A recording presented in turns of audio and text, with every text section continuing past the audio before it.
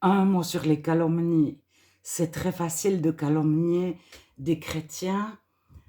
Par exemple, lors d'une manifestation où il y a beaucoup de médias, où ils vont passer sur Internet, une personne va avec un grand panneau, une grande pancarte, nous sommes contre cela.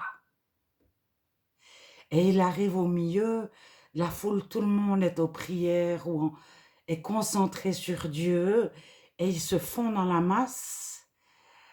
Personne ne fait attention à lui, mais lorsque les caméras non chrétiennes filment ou même chrétiennes, lorsque ça passe sur Internet ou à la télévision, tout le monde peut voir en grand le panneau.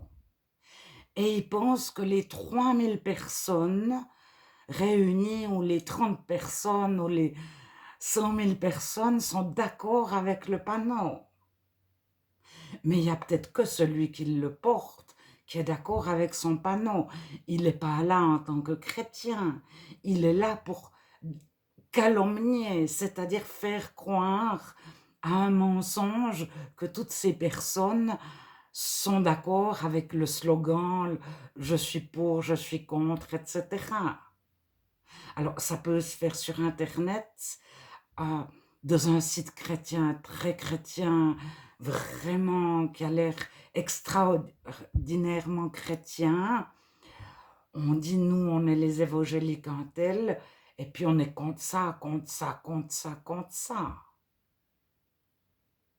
Et ça donne une image des évangéliques. Après, on dit à nos amis non chrétiens, euh, mettez-moi beaucoup de j'aime, partagez, qu'on arrive de les premiers sur Internet.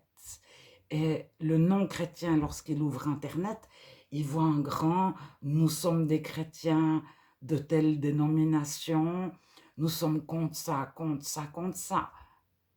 Donc, ces chrétiens détestent ça, ces chrétiens luttent contre ça, ces évangéliques sont ceci.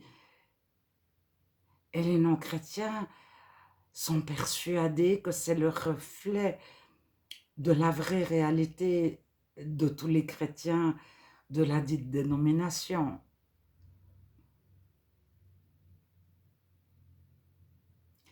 Alors, je vois aussi, lorsqu'il y a des manifestations, par exemple la Marche pour Jésus à Paris, ils sont tous en prière, en train de chanter, etc. Et puis, des journalistes s'approchent et il y en a quand même un qui observe les journalistes et qui souhaite leur parler, ou une. Et là, je me dis, mais ils sont tombés sur le pire ou la pire en fonction de ce qu'elle dit ou de ce qu'il dit. Mais c'est peut-être pas un chrétien du tout, il est là exprès pour les journalistes. Et il n'est pas du tout venu dans la manifestation pour donner gloire à Dieu ou gloire à Jésus, mais uniquement pour se faire passer pour un évangélique ou un chrétien qui fait partie de la manifestation. Et le journaliste, il a de l'idée que les 3000 personnes qui sont là, les 3000 autres, sont comme lui. Et surtout, tous les téléspectateurs non chrétiens. Et les téléspectateurs chrétiens disent, mais sur qui il est tombé? Qui ces journalistes ont interviewé? Ils tombent toujours sur des chrétiens très bizarres, très pas comme nous, très... Mais ces personnes, elles peuvent être volontairement là. Et elles ne sont pas du tout concentrées sur ce qui se passe. Elles sont concentrées sur les journalistes. Et puis, elles peuvent venir à 10 s'il y a une manifestation de 10 000 chrétiens. Les 10 vont entourer le groupe de journalistes et sont prêtes à répondre et à dire « Moi, j'ai vu Jésus dans le ciel, les nuages formaient Jésus, regardez !» Et on se dit « Mais tous ces chrétiens, c'est des illuminés, c'est un nuage. » Et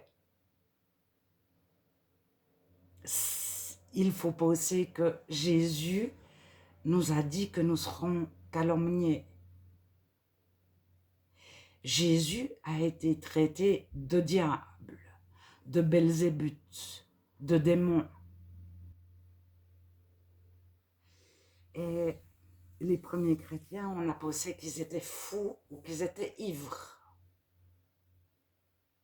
à la Pentecôte. Et après, Paul dit, nous sommes devenus les rebuts de la société. Nous sommes considérés comme les balayures du monde.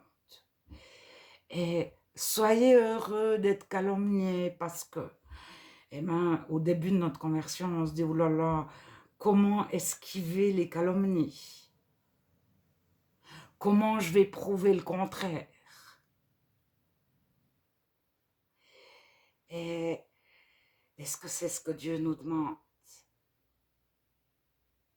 Si on est rempli de Dieu, si on demeure en lui, on demeure dans son repos, de sa paix, de sa joie, et ça ne nous atteint pas.